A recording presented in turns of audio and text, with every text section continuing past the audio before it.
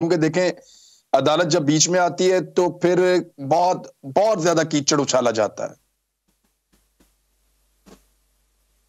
बिल्कुल ऐसा ही है कि ये बहुत मुश्किल हो जाएगा इस तरह से, क्योंकि यस अदालत कर तो सकती है और एक गुंजाइश भी जजमेंट में उन्होंने दी है, लेकिन वो गुंजाइश के बावजूद ईसीपी ने तो तजवीज़ कर दिया पंजाब की डेट को, तो वो तो मामला ख़त्म हो गया। अब कोई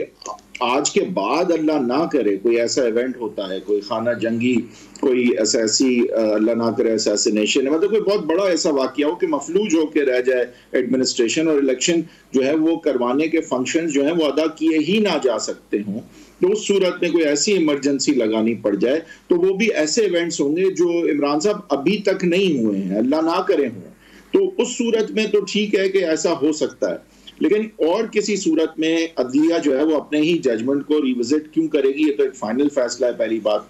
ये नहीं कि नहीं कर सकती, लेकिन मुझे नजर नहीं आता कि वो क्यों करेगी इसी जजमेंट को रिविजिट। तो मुझे, और ये जो इनकी दलील है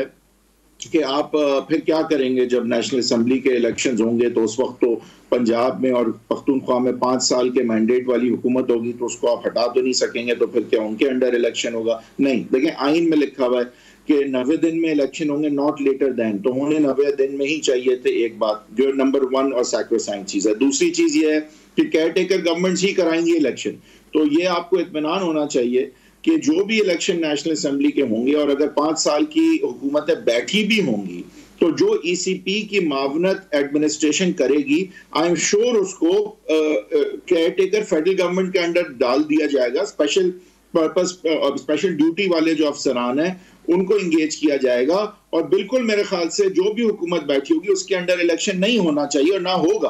तो जो भी अफसरान है एडमिनिस्ट्रेशन में मामला करेंगे। इस वक्त देखें अगर 2 सूबों में इंतखाबात हो रहे हैं इलेक्शन में तो एक सूबे के, देखें अभी अगर 2 सूबों में इंतखाबात हो रहे हैं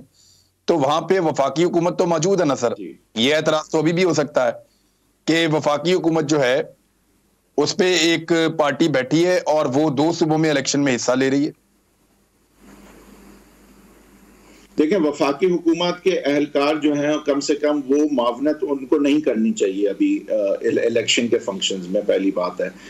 जो केयर टेकर एडमिनिस्ट्रेशन के अंडर हैं उनको मावनत करनी चाहिए, पहली बात तो ये है। दूसरी बात ये है कि अभी तो केयर टेकर और फेडरल का वैसे ही पीटीआई तो कहती है फर्क है नहीं, तो उनको तो फर्क नहीं पड़ता अभी आप केयर टेकर के अंडर किसी को दे दें या फेडरल के अंडर दे दें। लेकिन असल बात यह है कि अभी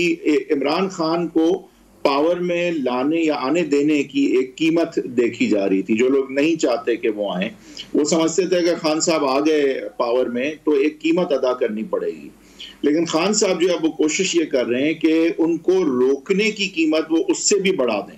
और उनका वो वही तरीका है। क्योंकि देखें किसी भी सियासी परवाज के लिए पाकिस्तान में 2 पर चाहिए, एक पर मकबूलियत है और एक पर कबूलियत है। अब मकबूलियत पे तो खान साहब ने काम कर लिया, अब कबूलियत की बारी है, और कबूलियत में वो चाह रहे हैं कि फियर और लव दोनों को दिखा रहे हो। एक तरफ जो है बाजवा साहब की जान नहीं छोड़ रहे, मैसेज दे रहे हैं कि भाई एक्स सर्विसमैन के सामने होना है एक दिन, और मैं तो बच जाऊं। सियासतदान जिस तरह जरदारी साहब की बात थी जिसके बाद उनको तो खैर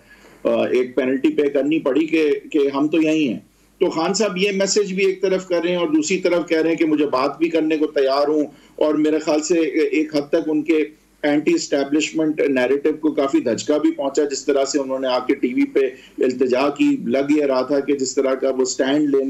लिए नजर आ रहे थे कम से कम, तो उसकी वहां पे नफी भी हुई। और ना कि इसमें कोई गलत नहीं है चीफ अवामी स्टाफ से बात करना चाहना, लेकिन अब ये आजकल की सियासी हालात में जब आपका पूरा इल्जाम ही है उनकी मुदाखलत का, तो आप फिर खुद उन्हें दावत ना दें। वैसे मिलने कोई बात नहीं है और चीफ अवामी स्टाफ से मिलना भी अच्छी बात है, लेकिन इस माहौल में खान साहब का ये कहना जो है वो उनकी अपने नैरेटिव की नफी मुझे तो नजर आई। लेकिन हैविंग सेड दैट, जो आपका सवाल था,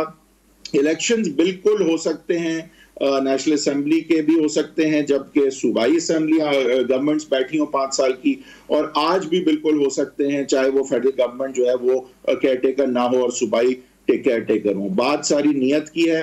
और जाहिर है नियत हर एक की नहीं है इलेक्शंस करवाने की, और जब नियत नहीं होती इलेक्शंस करवाने की तो अगेन मैं देखता हूँ एक एक्सट्रीम पे अवाम है, दूसरे एक्सट्रीम पे कबूलियत है। तो लेकिन कहीं ना कहीं ये नहीं हो सकता कि कबूलियत ही चले सिर्फ और अनफॉर्चुनेटली हमारे मुल्क में देखा गया कि सिर्फ मकबूलियत भी नहीं चलती, इसीलिए खान साहब की ये रिपोर्ट्स आ रही, अमरीकनों से भी मिले हैं, अब चीफ अवामी स्टाफ से भी मिलना चाह रहे हैं, उनको भी ये खबर है कि सिर्फ मकबूलियत शायद काफी ना हो, बदकिस्मती से पाकिस्तान की हकीकत है।